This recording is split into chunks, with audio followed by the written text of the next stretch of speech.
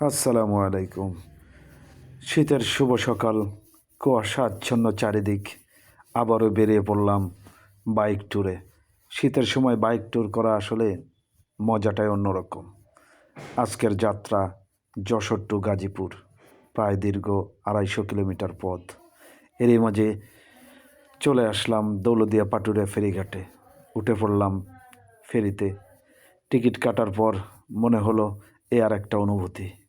যখন ফেরি যাত্রা শুরু করলো, তখন দেখার সাথে সাথেই হঠাৎ চোখে ভেসে আসলো কিছু সামুদ্রিক পাখি নদীর উপর দিয়ে উড়ে উড়ে যাচ্ছে, মাছ ধরতেছে। মনে হলো যে সামুদ্রিক অ্যালবাট্রসগুলা আমার ফেরির উপর দিয়ে উড়ে বেড়াচ্ছে। এই যাত্রাপথে আসলে অভাবনীয় কিছু দৃশ্য চোখে পড়ে গেল। আর তাই আর নীরব থাকতে পারলাম না, ভিডিওটা করা শুরু করে দিলাম।